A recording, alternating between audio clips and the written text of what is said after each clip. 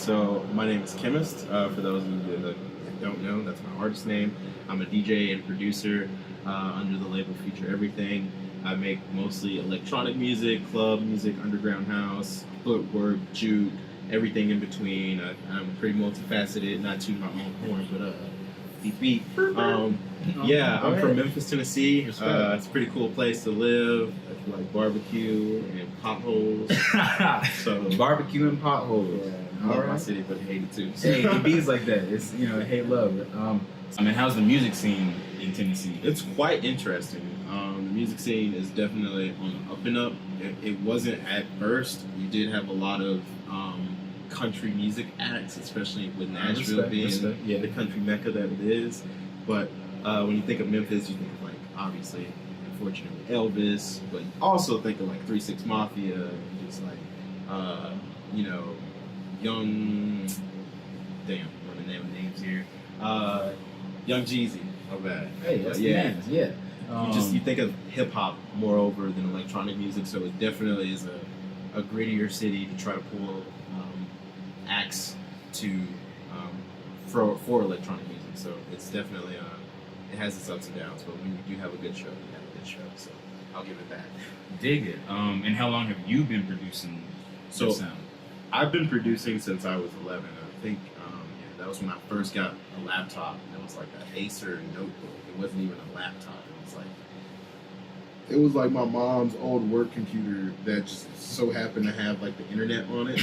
So happened. Yeah, just so happened. I was real lucky. But yeah, that's when I first started like getting into like producing and just finding software that I could run on this small ass computer that couldn't really do much of anything. So yeah. Dope. And what do you produce on? What's your main DAW? My main DAW right now is Ableton. I just got Ableton 10. Hey. But yeah, hey, we gotta have secrets out here. I love it. It's a great software to use. It's pretty universal. It's super simplistic, which makes it complicated sometimes. It's so funny. Look, I'm a FL boy. Oh man, okay, we gotta talk. We gotta talk about FL. And I got the Ableton. Look, I got it all for no reason. Okay. Slightly. But every time I try to get into the Ableton, I know I can lay it down, and I know if I spend more and more time with it, obviously I'm gonna be great with it. Right. But I'm still a little new. Rough around the edges for sure. I was the same way. I had a friend of mine, shout out to Minivan Marcus, to teach me the ropes, like teaching me like shortcut that took years for him to learn. Just in like quickness, man. I gotta give it to him. He really helped me out. He really showed me how to use that software and how to make it work for me instead of having to fight with it to try to just like do the most basic of tasks, which was like I would have trouble writing MIDI notes in the keyboard because it was just like, this is overly simple. It was like, and what else am I supposed to do? Yeah. I'm there too, and I'm like, it feels, because especially when you get real good at something, it's like, yo, I'm switching gears. Right, and it's like, how do I do this? Like, I'm back on training wheels. I'm back on training wheels again. Yeah, you know what I mean? And same thing with the production and your sound. We were kind of chit-chatting earlier. You got a lot of different genres. You have a lot of influences. You can kind of kill any sound. How do you either stay consistent or inconsistent? Or, how do you just, build your, I guess, your catalog, in conjunction with yourself and even with Future Everything? How does it, are they, overpowering with your control of sound, or are you your own man? You know what I mean? So to that, I'll say I love Future Everything for the fact that they let me do whatever I want to do under the sun with music. So they've been nothing but like a great, honestly, a catalyst for like some of my best work. Just like one of the tracks that was like, I didn't feel like was gonna get a lot of like hype or play. I did a song with one of my colleagues, Suge, and it was released under Future Everything, and it was on like their second worldwide comp, and it was like the leading track. It still actually is a leading track, like with like 15K plays on SoundCloud. Sure. Overall, that was like, wow, y'all really gave me a platform to do that and like just be myself with my music. So to that, yeah. But building my own catalog and just trying to like not be over stifled by all of my influence, that's like a day-to-day task that I just have to like put my helmet on and walk through. Especially with like being so influential. Like I pull from so much. Like I pull from hip hop, I pull from like pop, I pull from just like electronic music, I pull from grindcore sometimes, just like to give you an idea of like where I'm really coming from, because I listen to so much. Like I've been influenced by internet culture, so internet culture came with its own sound, and I've just been like nose deep in it ever since like 2008. So you know, really just having a hard time sometimes honing down and like trying to like siphon and like filter out what I don't need versus what I'm like feeling now. Like with that track Milkshake, backstory on that one. I had just got fired the day before. Yes, we love good fired stories. Yeah, so I had just gotten fired from this this lead social media gig that I had. I was like doing the social media coordination for a sneaker company out in Memphis. I won't say no names. They trash as hell. They know who they are. But the next day, I was just like, I got free time. I got a shit ton of free time. Let's go find like, let's just go scour YouTube for acapellas and just like pick one. So I put upon Khaleesi's Milkshake and it's like, all right, I'll fuck with this. And just put together that track in like a day and was like, I'll send this to Struley. He's the co-owner of Future Everything. And I was like, I'll send it to him, see what he feels about it. And he was like, yo, can you like collect all and save this shit and send it to me? Because we need to drop this like immediately. And they worked with me. They knew the whole spiel. Like they were really supportive, like about the whole like firing situation. Yeah. So to that, I want to say thank you to them.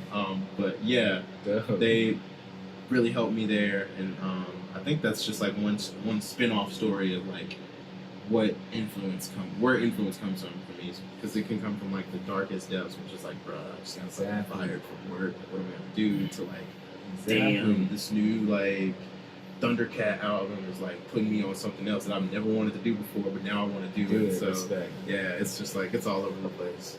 Dope. You know, like real quick, who are your favorite artists?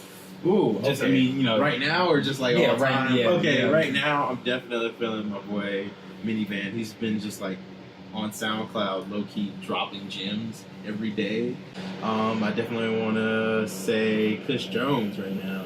That's somebody that I've really been like looking up to as far as like my footwork goes. Like he's like one of the coldest footwork producers that I've heard in a long time. I've been blessed to do a show with him in Chicago, and it was just like, it was real cool. The vibes were there, so I love his sound. It's always like on some like heady ass like quartet kind of like beat, but it's like sped up, so I fucks with his whole sound. Like this shit's dope.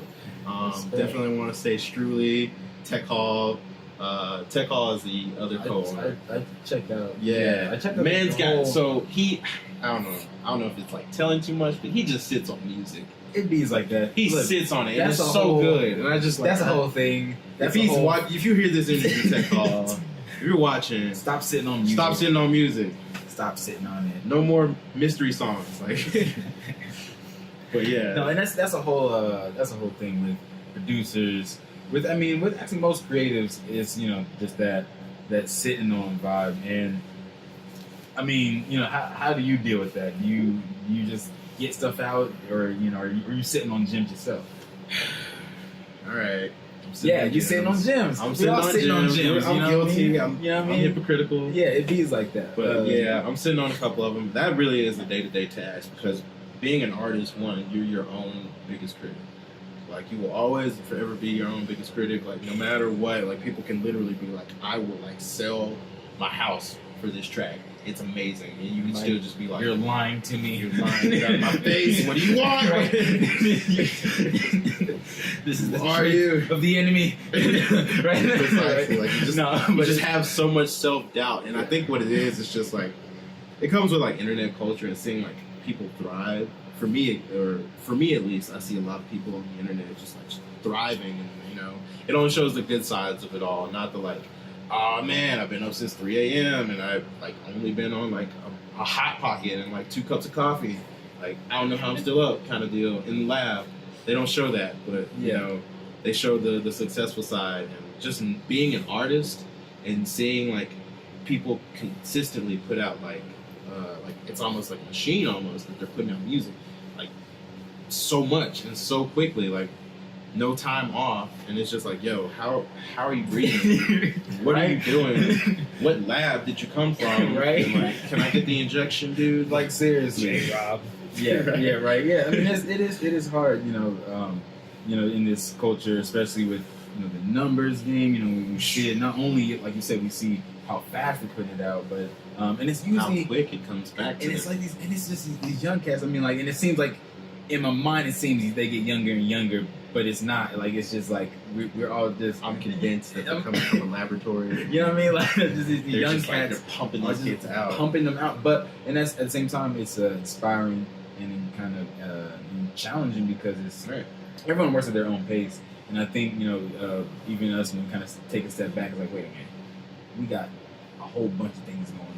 Right. Yeah. And I just like taking my time on a piece of music, and that's just couldn't agree more. I don't like necessarily using so many loops or presets and things like that. Like sometimes I like shout out to Splice. Hey. But I really like to drop one. Hey, Splice is great. Yeah. But I definitely love just kind of taking that time with the sound. Where do you see yourself going with your sound and your production? Just in the next year, just kind of. Now with that, I thought for a while that I was gonna like leave Memphis and just like not come back. Probably like move upstate somewhere in like Brooklyn or something like that, because I felt like a lot of my music would be more appreciated there than it was back home, which is Memphis. Sure. For a long time I thought that was gonna be my end game. It was like, I'm gonna leave this place, but now I'm feeling some type of way because I've been doing stuff with this group called The Collective. Sure. And they're this nonprofit arts exhibit. They just bought a space in one of our more urban areas. More, I wouldn't call it poverty stricken, but it's definitely one of those rougher areas. And they put a art gallery in there. And I got the honor to DJ one of their events for I think it was like a gallery, an inheritance artist talk. Like some of the artists that they were bringing in. They decided to have like this big panel discussion. I got to play afterwards. Just really was blown back at like how much appreciation was shown for my music and my style. Got like probably 4 or 5 business cards that night. And just really was like really blown away because I always thought that Memphis was going to be this place that was just like, nah, man, you're not gonna have a scene. Like, you might as well nah, pack it up and like ship out. But that.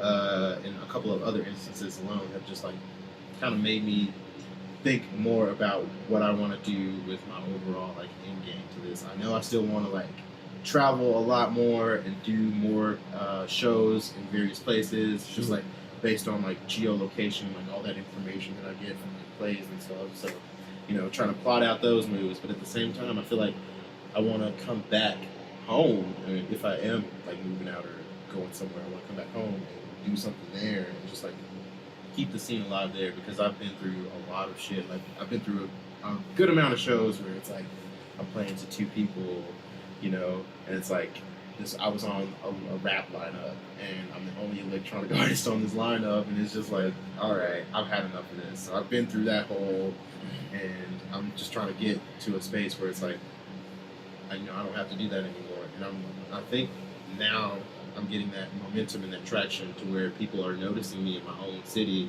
and like giving me the respect and like the accolade I feel like I deserve for somebody who's been doing this stuff the way I've been doing it for a while. So yeah, I think my overall goal, I might stick around home. I mean, it's cheap to live there, so no, I feel that for sure. Respect. It's dope that you want to keep things home. Yeah. And it's dope that you came out here to talk about just the influences. Again, shout out Future Everything. Big love. Just the music is super dope.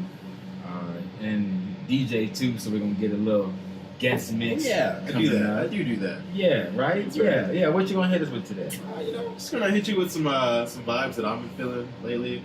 It's a bit. It's got some house in there.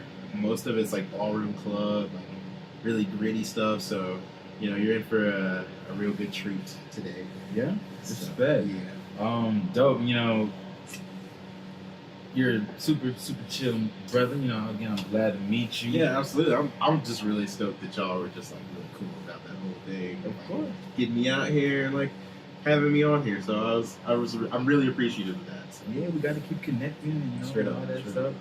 You know, of course, you know, we might have to link up on some beats here shortly. Come on, man. You know, what's up? You know, send me them stems. I can start whenever. You know, right? We do it right now. Okay, I can. You know, I'm ready to go.